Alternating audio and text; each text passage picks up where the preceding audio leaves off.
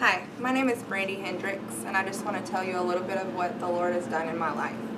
I grew up with a mom who went through a lot of traumatic experiences when she was younger, and she never dealt with those, and the way that she coped with those things was by using drugs and alcohol. So growing up at a very young age, I mirrored that. I did what I thought was familiar. I didn't see anything wrong with that because it was acceptable in my household. So at the age of 11 years old, I started dibbling and dabbling and smoking weed and doing other things, drinking, and I always had this feeling of that I wasn't good enough to those around me. I wanted to fit in with those around me, but I didn't feel like I did. So drugs and alcohol was a way that I fit in with all those people around me. It's what the cool kids were doing, so hey, I was the cool kid. My mom allowed it to happen, so everyone would come to my house to smoke the weed and to drink, and it was just okay. As I got older, I realized that this was just a way that I was masking all those things that I had pushed so far down. I didn't grow up in church. I didn't grow up knowing anything about the Lord.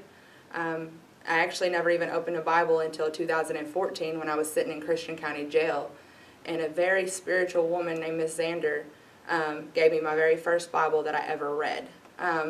She instilled in something in me that that was unknown to me. I was able to build a relationship at that time with the Lord, but like so many, I kind of just left the Lord in jail when I got out. And I repeated this pattern more than once. I felt hopeless and lost. I didn't really even feel a reason to live. I continued to use drugs and alcohol throughout the years just as a way to mask this hurt that I had felt for all my life. In 2016, I finally came to a point in Christian County Jail to where I didn't want to do this anymore. I wanted something different in my life, but I didn't know how to get it. And my entire life I'd always attempted to go over, under, and around my problems. So it was big when the Lord gave me a revelation in 2016. I heard Him clearly say, and He says this in His Word also, in Isaiah 43:2, "When you go through deep waters, I will be with you. When you go through rivers of difficulty, you will not drown. When you walk through the fire of oppression, you will not be burned. The flames will not consume you." He reminded me in that I had to go through it. I had to go through these trials. I had to go through the suffering because He would bring glory to that in the end of it. So I wanted to do something different, and I didn't know how. I was in jail that time for messing up again on a diversion for pretrial diversion, and the judge was just going to let me go back to Clarksville, to where I was born and raised at. I didn't want to do that. I knew that something had to change in my life, and if I went back to the madness, if I went back to the chaos, then I was just going to continue this vicious cycle that I had been stuck in my entire life. I asked Miss Joanna Mack if I could go to a place called Grace and Mercy, which is a transitional home for women coming out of crisis. I asked her that 3 months before I was scheduled to get out of jail, and I never heard anything back from her. So I, in my own will, made a backup plan.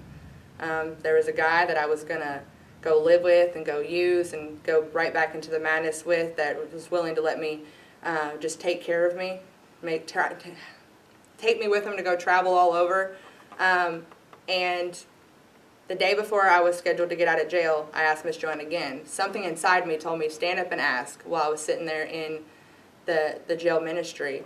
I know now that something was the Holy Spirit that was pulling me to a better life. At that point, I didn't know anything about the Holy Spirit, so I wasn't sure what it was. I just knew that there was something I had to do. So I asked her, and she told me that if I was serious, that she would be there the next day to pick me up. That next morning, as I'm walking out those doors, she sent my spiritual mother to come pick me up, someone who was so influential with me in the jail.